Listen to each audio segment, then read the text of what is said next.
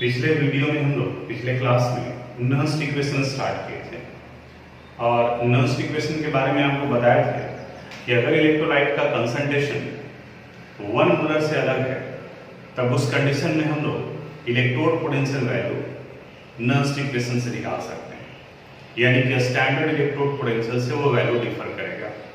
और Nernst equation से related एक दो क्वेश्चन भी बताए थे आपको। दो क्वेश्चन आपको प्रैक्टिस क्वेश्चन में भी सेंड किए थे।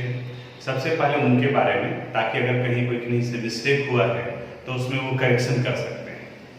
वहां मैं आपको बताया था कि आयरन सल्फेट सॉल्यूशन में आयरन इलेक्ट्रोड को डिप किया गया FeSO4 को, तो आयरन सल्फेट आयनाइज करेगा as Fe2 plus SO4 2 minus SO4 2 minus.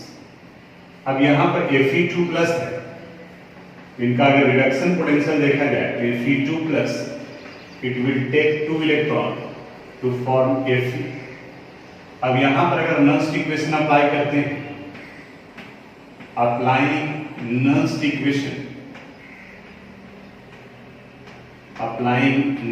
equation, electrode potential of Fe2 plus by Fe, it would be equal to a standard reduction potential of Fe minus 2.303 RT by NF log 1 by, क्योंकि यहाँ iron solid state में है, Fe2 plus.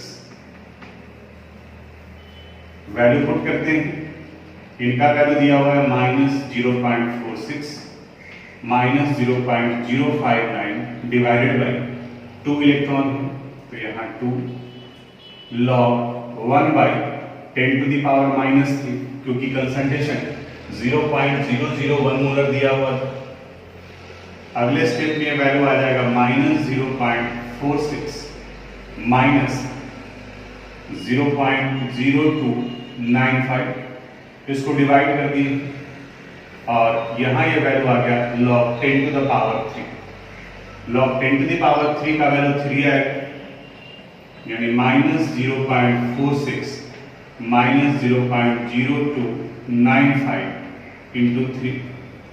अब ये तो आप solve कर सकते हो, ये भी माइनस है, ये भी माइनस है, यानी कि वैल्यू फाइनली ऐड हो जाएगा, यानी 0.46 से ज्यादा आ जाएगा। तो ये क्वेश्चन आपको दिया हुआ था, ये बनाना था। दूसरे वाले क्वेश्चन पर आते हैं।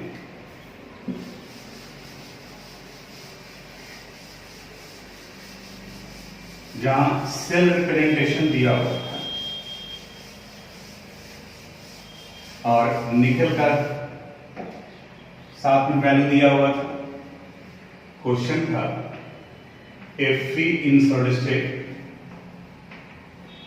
Fe2 plus it is 0.001 molar, Ni2 plus 0.01 molar by Ni in solid state. तो एक एक करके जब आप आयरन का निकाले होंगे Fe2 प्लस बाई Fe, तो ये वैल्यू आया था -0.46, अभी निकाले हम लोग -0.0295 इंटू 3 -0.46 और इसको 3 से मल्टीप्लाई करते हैं,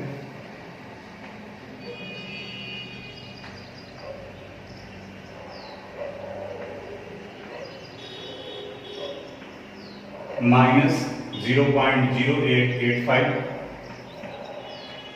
5 8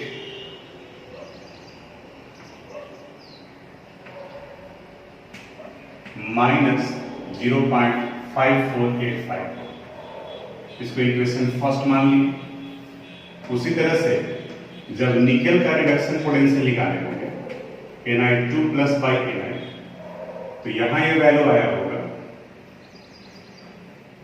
a standard reduction potential of nickel Ni2 plus by Ni minus 2.303 RT by NF log 1 by Ni2 plus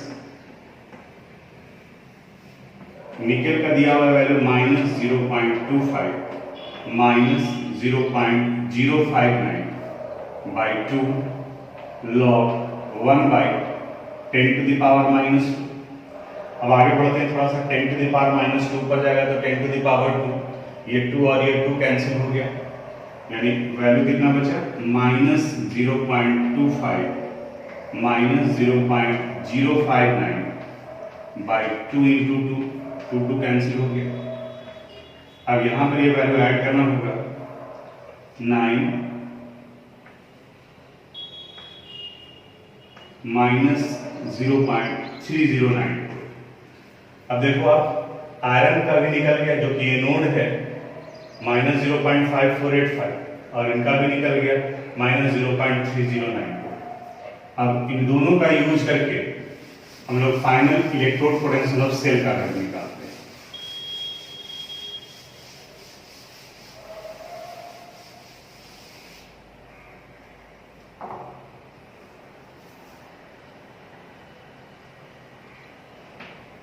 Electrode potential of cell, it would be equal to a standard electrode potential of cathode,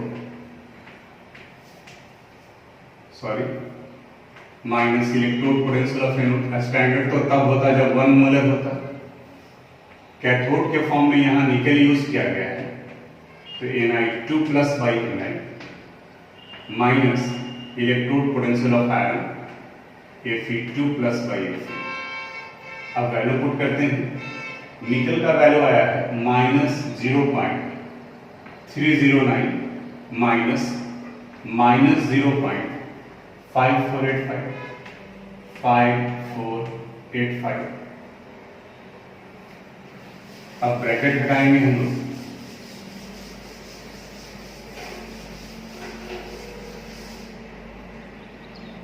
तो यहां ये value आ गया -0.309 plus 0.5485। अब इसमें से इस value को माइनस करते हैं, 0.5485 और यहाँ है 0.309 593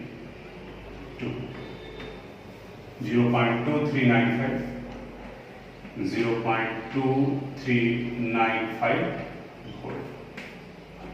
तो उम्मीद करते हैं कि आपका यही आंसर आया हुआ होगा। एक चीज और ध्यान देना, इलेक्ट्रोड पोटेंशियल ऑफ सेल का वैल्यू कभी माइनस नहीं आएगा, ई सेल का वैल्यू कभी माइनस नहीं आएगा। अगर कहीं माइनस आया है तो इसका मतलब मिस्टेक कर गए हैं आप क्वेश्चन बनाने में, या तो फिर क्वेश्चन का भी एरर हो सकता है। जैसे एनसीईआरटी का एक क्वेश्चन डिस्कस करेंगे तो वहां पर वो एरर आता है, वो उस जगह पर बात करेंगे।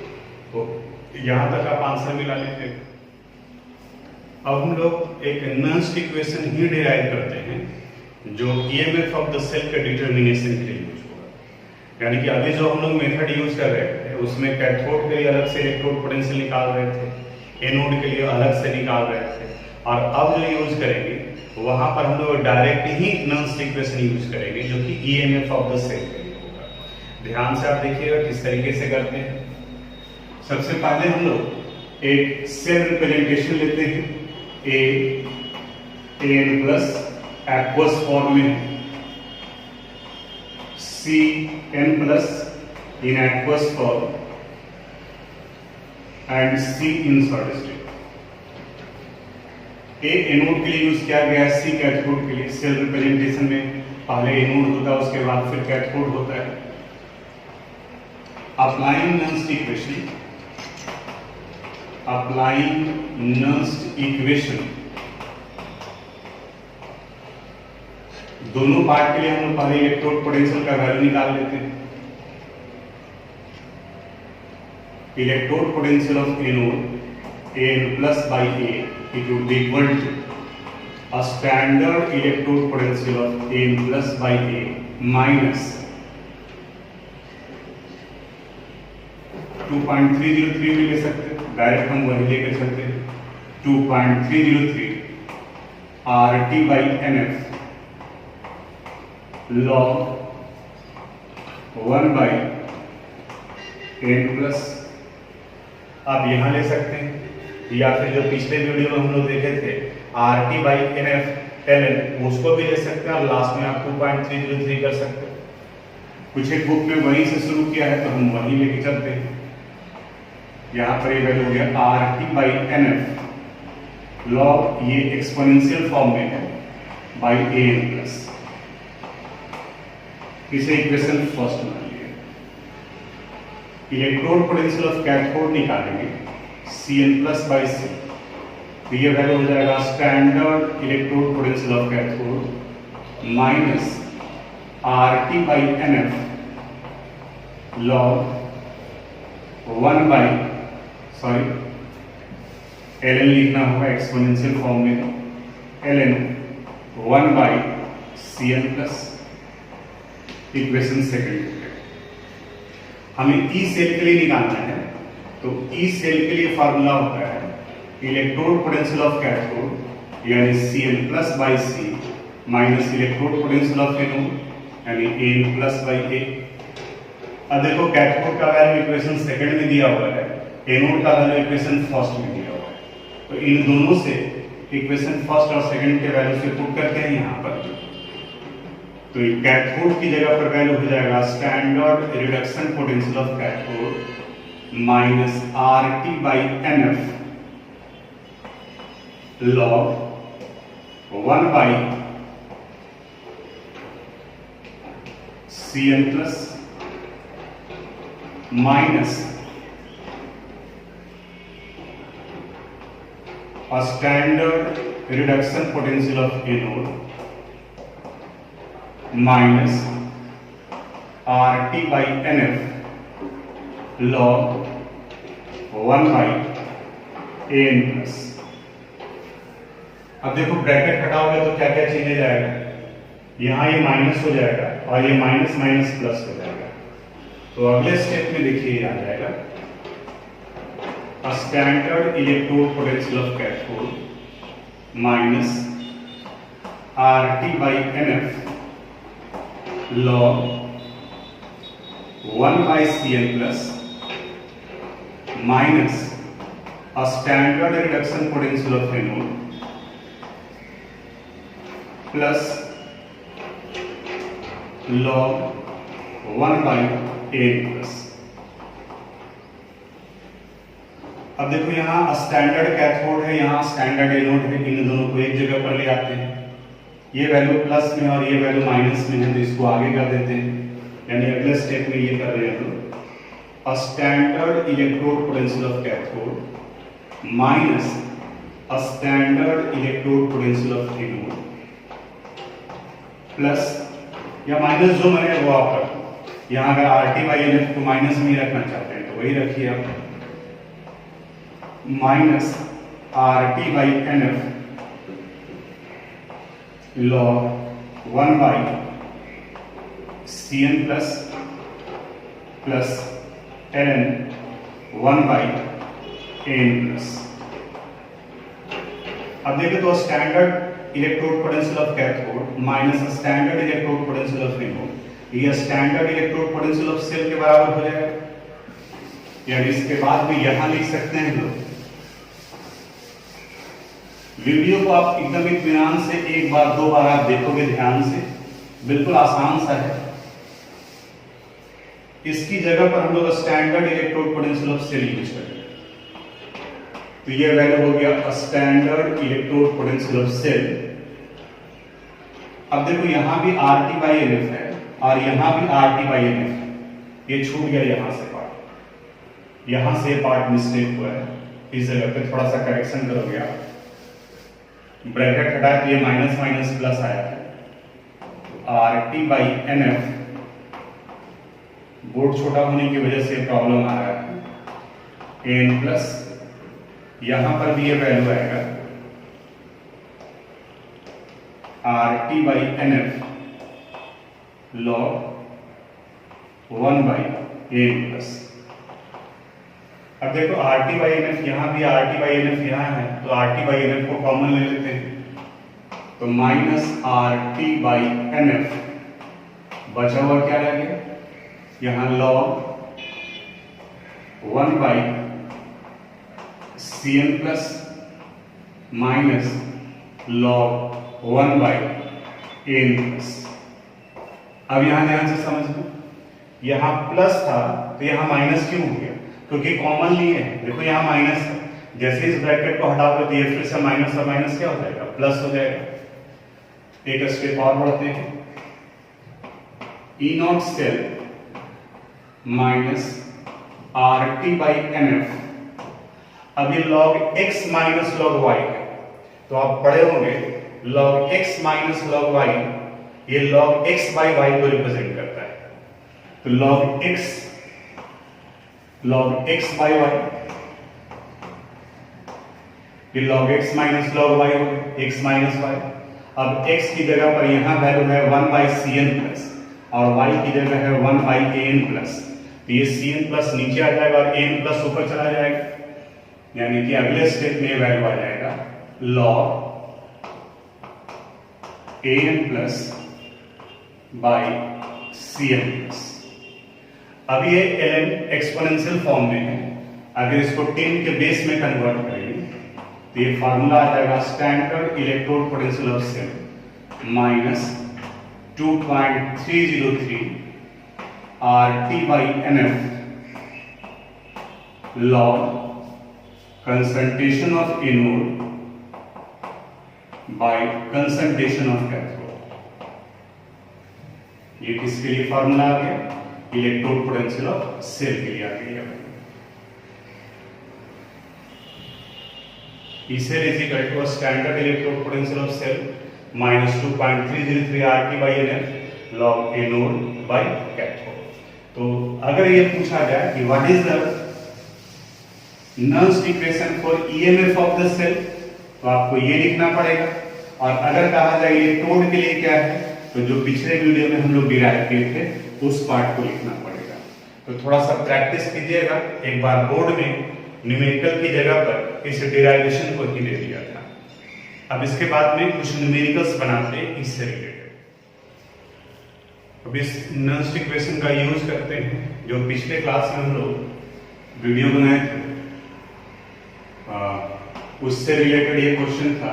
Zinc in solid state Zn2 plus concentration 0.01 molar, copper का Cu2 plus 0.0001 molar and copper in solid state. Zinc का माइनस 0.76 दिया हुआ था, कॉपर का प्लस 0.34 दिया हुआ था। अब नर्व्स इक्वेशन यूज करके इसका EMF निकालना है सेल का। करोगे कैसे, जो सबसे पहले हम लोग standard electrode potential of cell निकालते हैं। यहाँ कैथोड के फॉर्म में कॉपर है, तो it would be equal to a standard reduction potential of copper minus a standard reduction potential of zinc Zn2 plus by Zn।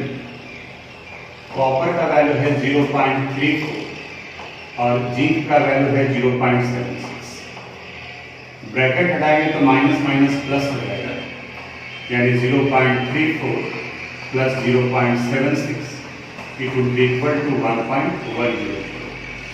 इसे इक्वेशन फर्स्ट में E naught cell का वैल्यू आ गया। अब यहां के बाद में नर्व्स इक्वेशन अप्लाई करेंगे। Applying Nernst equation, applying Nernst equation, तो ये फार्मूला हो जाएगा E cell would be equal to a standard electrode potential of cell minus 2.303 RT by NF log concentration of anode। यहाँ एनोड के form में zinc का use किया गया है, तो Zn2 प्लस और यहाँ आ गया Cu2 प्लस, यानी कैथोड। ऊपर में एनोड और नीचे में कैथोड। अब वैल्यू पुट करते हैं। E नॉट सेल का वैल्यू आ गया 1.10, RT और NF का वैल्यू पुट करेंगे तो 0.059। N नंबर ऑफ इलेक्ट्रॉन, देखो जिंक कन्वर्ट कर रहा है, जिंक आयन ये 2 इलेक्ट्रॉन लूज कर रहा है और यहाँ ये 2 इलेक्ट्रॉन गेन कर रहा है।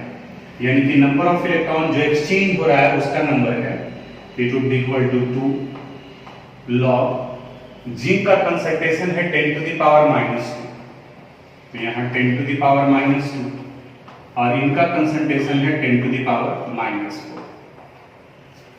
अब देखिए ये 10 टू द पावर -4 ऊपर जाएगा तो 10 टू द पावर 4 हो जाएगा, तो 10 to the power -2 and 10 to the power 4 ये वैल्यू आ गया 10 टू द पावर 2।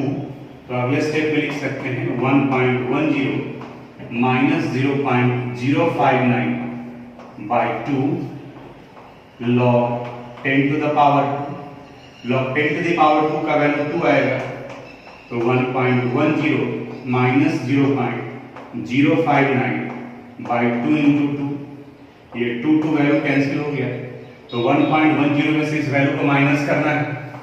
देखो 1.10 में से 0.059 इसे माइनस करना है, तो यहाँ ये वैल्यू आ जाएगा 1.401, इट मीन्स 1.0414। तो पिछले वाले वीडियो में भी देखिए हम लोग जब इनडायरेक्ट बना रहे थे, कैथोड एक बार निकाले, एनोड एक बार निकाले, जिंक का एक बार में निकाले, कॉपर का एक बार में निकाले, तो वहां पर भी ये वैल्यू 1.041 ही आ रहा था। तो उतना करने का जरूरत नहीं है, एक बार में हम लोग ये यूज करें। तो जिस तरीके से हम इस क्वेश्चन को सोल्व किए उसी तरीके से जो प्रैक्टिस क्वेश्चन में आप बनाए हो उसको आप सोल्व करोगे इसी मेथड से, यानी कि नर्स्ट इक्वेशन का यूज करके। और फिर बताते हैं कि एनसीईआरटी के किस किस क्वेश्चन को आप सोल्व कर सकते हैं। फिर कुछ एक क्वेश्चन में थोड़ा हिंट्स देने का जरूरत पड़ेगा, तो जहां हिंट्स देने का जरूरत पड़ेगा वो बताएंगे कि वहां इनका वैल्यू आप क्या लोगे। तो यहां तक आप इसको अच्छे तरीके से नोट कर लीजिएगा, समझ। अब अभी तक जो भी क्वेश्चन हम लोग बनाए वहां पर एनोड जितना इलेक्ट्रॉन लूज कर रहा था, कैथोड उतना ही इलेक्ट्रॉन गेन कर रहा था। जैसे जिंक 2 इलेक्ट्रॉन लूज किया, कॉपर 2 इलेक्ट्रॉन गेन किया, इसलिए इनका वैल्यू 2 हुआ। लेकिन आप बुक में भी क्वेश्चन देखेंगे तो कई जगह पर आपको मिलेगा कि किसी एक ने 2 इलेक्ट्रॉन लूज किया और दूसरे ने 1 इलेक्ट्रॉन गेन किया है, तब उस कंडीशन में हम लोग एन का वैल्यू कितना लेंगे, 1 लेंगे या 2 लेंगे। तब इसके बारे में थोड़ा समझाना, बिल्कुल एकदम डिटेल से समझाएंगे, आप इत्मीनान से समझोगे एक एक स्टेप पर। फर्स्ट कंडीशन जैसे ये है, सपोज A2 प्लस और यहां C2 प्लस और C, तो यहां देखो A कन्वर्ट कर रहा है A2 प्लस में, इसका मतलब ये 2 इलेक्ट्रॉन लूज कर रहा है, और C2 प्लस कन्वर्ट कर रहा है C में, इसका मतलब ये 2 इलेक्ट्रॉन गेन कर रहा है। दोनों तरफ में इलेक्ट्रॉन सेम, तो जब यहां आप यूज करेंगे तो n का वैल्यू आपको 2 लेना पड़ेगा, और जब नर्स्ट इक्वेशन यूज करेंगे तो वहां पर ऊपर में एनोड यानी कि log A2 प्लस और नीचे में कैथोड यानी C2 प्लस आ जाएगा। दूसरा कंडीशन ये भी हो सकता है A2 प्लस C प्लस और यहां ये C है। अब देखो A2 प्लस में कन्वर्ट कर रहा है, C प्लस C में कन्वर्ट कर रहा है। यहां पर इसने 2 इलेक्ट्रॉन लूज किया, इसने 1 इलेक्ट्रॉन गेन किया, तो दोनों जगह पे नंबर ऑफ इलेक्ट्रॉन जो एक्सचेंज हो रहा है वो इक्वल नहीं है, तो इक्वल करने के लिए आपको मल्टीप्लाई करना होगा। तो यहां 2 है, यहां 1 है, तो इसको आपने 2 से मल्टीप्लाई कर दिया। अब ये भी 2 हो गया और ये भी 2, यानी फॉर्मूले में n की जगह पर वैल्यू आप डालोगे 2, और जब एक्सप्रेशन लिखेंगे तो वहां जाएगा log A के ऊपर में चार्ज कितना है 2 प्लस, और कैथोड के ऊपर चार्ज कितना है C प्लस, लेकिन इसको हमने मल्टीप्लाई किससे किया है 2 से, तो वो इसके पावर में चला जाएगा, यानी n का वैल्यू पता चल गया और एक्सप्रेशन में C प्लस के ऊपर में 2 चार्ज आ गया। फिर कंडीशन ये हो सकता है, थोड़ा थोड़ा एकदम बिल्कुल पेशेंस रखोगे। अगर मान ली इस तरीके से A3 प्लस और C प्लस और C, यहाँ A3 प्लस और C प्लस C में कन्वर्ट कर रहा है, तो देखो यहाँ 3 प्लस में यानी कि 3 इलेक्ट्रॉन लूज कर रहा है और ये 1 इलेक्ट्रॉन गेन कर रहा है, दोनों को इक्वल करना है। तो इक्वल करने के लिए इसको किससे मल्टीप्लाई करेंगे? 3 से। तो अब ये भी 3 हो गया, ये भी 3, यानी न्यूमेरिकल बनाते वक्त में n का वैल्यू 3 लेना होगा। और जब नस्ट इक्वेशन लिखेंगे तो लास्ट में पहले ए के ऊपर में 3 चार्ज है यानी एनोड और नीचे में कैथोड को रखते हैं, तो यहाँ C प्लस और मल्टीप्लाई किससे किए? 3 से, तो यहाँ पर पावर 3 हो जाएगा। एक और कंडीशन, जैसे अगर दिया हुआ है ए 2 प्लस, यहां C 3 प्लस और C। अब देखो A 2 प्लस में कन्वर्ट किया, 3 प्लस C में कन्वर्ट किया, तो ये 2 इलेक्ट्रॉन लूज कर रहा है और ये 3 इलेक्ट्रॉन गेन कर रहा है। पहला काम क्या करना है? दोनों को बराबर करना है। तो आप जरा सोचो, बराबर करने के लिए क्या कर सकते हैं? ये 2 है और ये 3 है, तो इसे मल्टीप्लाई करना होगा 3 से और इसे मल्टीप्लाई करना होगा 2 से। तो अब ये भी 2 3 जा 6 हो गया और ये 3 2 जा 6 हो गया, यानी n का वैल्यू यहाँ पर 6 होगा। और जब एक्सप्रेशन लिखेंगे ये वैल्यू आ जाएगा log a 2 प्लस और यहाँ पर C 3 प्लस। अब जिस नंबर से मल्टीप्लाई की इसको 3 से, तो यहाँ पावर 3, इसको 2 से, तो यहाँ पावर 2 हो गया। तो इस तरीके से अगर अलग अलग आयन भी रहे तो भी दो ही चीज तो चाहिए। आप जो नस्ट इक्वेशन के लिए फार्मूला यूज करते हैं, तो E cell is equal to a standard electrode potential of cell minus 2.303 RT/mf log concentration of anode by concentration of cathode होता है। ये 2.303 RT/f, ये तो 0.059 हो गया। तो एक वैल्यू चाहिए था आपको n का, तो ये सारा n का वैल्यू दे रहा है। दूसरा एनोड और कैथोड के ऊपर में क्या चार्ज होगा, तो यही तो बता रहे हैं लॉग के बाद, यानी कि लॉग के बाद ये पार्ट क्या लिखोगे आप, वो यहाँ पर एक्सप्रेस कर रहे हैं, वो यहाँ पर ये समझाएं। तो इस तरीके से क्वेश्चन बनेगा।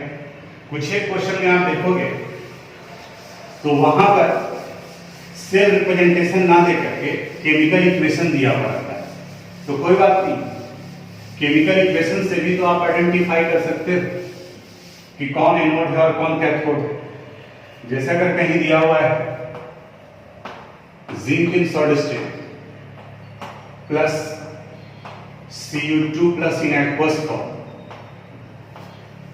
It give Zn2 plus in aqueous form plus Cu in solid state. अब देखो जिंक कन्वर्ट कर रहा है जिंक आयन में, तो देखो तो इनका ऑक्सीडेशन हो रहा है, रिडक्शन, इनका ऑक्सीडेशन हो रहा है, और जिनका ऑक्सीडेशन होता है वो एनोड के रूप में काम करता है, और Cu2 प्लस ये Cu में कन्वर्ट किया, यानी इनका रिडक्शन हो रहा है, तो ये किस रूप में काम करेगा? कैथोड के फॉर्म में। अब इलेक्ट्रॉन दिख रहा है आपको, ये 0 से 2 प्लस गया, तो यानी 2 इलेक्ट्रॉन लूज कर रहा है, ये 2 प्लस से 0 यानी ये 2 इलेक्ट्रॉन गेन कर रहा है, यानी यहाँ n का वैल्यू कितना आ गया? 2। और जब एक्सप्रेशन आप लिखोगे तो यहाँ ऊपर में एनोड का कंसंट्रेशन यानी Zn2 प्लस और नीचे में कैथोड का कंसंट्रेशन यानी Cu2 प्लस। कई बार में कहता है कि इसका half cell and overall cell reaction लिखिए, तो half cell and overall cell reaction वो पहले बताए भी हैं, हम आपको फिर से एक बार रिप्रेजेंट कर देते हैं, फिर से एक बार समझा देते हैं। जिंक कन्वर्ट कर रहा है जिंक आयन में, तो अगर इनका हमें एनोड हाफ रिएक्शन लिखना हो तो ये लिखा जाएगा जिंक इन सॉलिड स्टेट, ये कन्वर्ट कर रहा है Zn2 plus in aqueous form, ये 0 से 2 प्लस, तो यहाँ नंबर ऑफ इलेक्ट्रॉन लिखना होगा 2। Cathode half reaction Cu2 plus convert कर रहा है Cu में, तो Cu2 plus in aqueous form it take 2 electron to form Cu in solid state। इन दोनों को ऐड कर देंगे तो ये बन जाएगा ओवरऑल सेल रिएक्शन। ये स्टार्टिंग में भी बताया, आप देखो 2 इलेक्ट्रॉन कैंसिल हो गया, बचा रह गया zinc in solid state plus Cu2 plus in aqueous form, it give Zn2 plus in aqueous form plus Cu in solid state. तो देखिए तो यही इक्वेशन आ गया। तो या तो इक्वेशन दिया हुआ है तो आप लिख सकते हैं, या इस इक्वेशन की जगह पर अगर ये सेल रिप्रेजेंटेशन दिया हुआ है तो भी आप लिख सकते थे। इसकी जगह पर ये भी दिया जा सकता था, zinc in solid state Zn2 plus in aqueous form, Cu2 plus in aqueous form and Cu in solid state. अब देखो Zn कन्वर्ट करा है Zn2 प्लस में, तो Zn को कन्वर्ट कर दिया Zn2 प्लस में, Cu2 प्लस कन्वर्ट करा है Cu में, तो यहाँ Cu2 प्लस कन्वर्ट किया है Cu में। तो इक्वेशन दिया है तो भी लिख सकते हैं, या फिर सेल रिप्रेजेंटेशन दिया हुआ है तो भी लिख सकते हैं। तो अब आपका काम रहा कि एनसीईआरटी में कुछ क्वेश्चन दिया हुआ उसको आप बनाओगे। परेशानी कहां पर होगा? परेशानी होगा अगर लॉग के फॉर्म में वैल्यू आ रहा है तो आपको लॉग टेबल देखने का जरूरत पड़ेगा। एक और कंफ्यूजन कई लोगों को होता है, पूछे भी थे हाइड्रोजन को लेकर के। जैसे हाइड्रोजन के केस में देखोगे आप तो यहां लिखा रहेगा H plus H2 gas Pt इन सॉलिड स्टेट। तो ये Pt तो प्लैटिनम है, सपोर्टिंग इलेक्ट्रोड जो रॉड के फॉर्म में यूज किया गया था। तो अगर कोई इलेक्ट्रोड गैसियस या लिक्विड फॉर्म में है तब उसे आप रॉड के फॉर्म में तो यूज नहीं कर सकते, तब उस कंडीशन में सपोर्टिंग इलेक्ट्रोड का जरूरत पड़ता है, और वैसे में सपोर्टिंग इलेक्ट्रोड प्लैटिनम काम करता है, यानी कि प्लैटिनम सपोर्टिंग इलेक्ट्रोड के रूप में काम करता है। तो इसीलिए ये वैल्यू यहाँ पर ये Pt दिया। तो इससे कंफ्यूज नहीं करना है, आपको इससे लेकर के चलना है कि हाँ यहाँ पर एक हाइड्रोजन इलेक्ट्रोड भी है। अगर हाइड्रोजन का रिडक्शन पोटेंशियल दिया है तो ठीक, अगर नहीं दिया हुआ है तो इनका स्टैंडर्ड रिडक्शन पोटेंशियल वैल्यू 0 माना जाता है। तो अब आप जहां तक क्वेश्चन आपसे बन सके वो आप क्वेश्चन बनाओगे। अब अगले क्लास में इसके आगे का कुछ और पॉइंट बताएंगे, थोड़ा सा लॉग देख करके आप रखोगे, अगले क्लास में लॉग से रिलेटेड थोड़ा हिंट देंगे। तो आज यहीं तक, थैंक यू।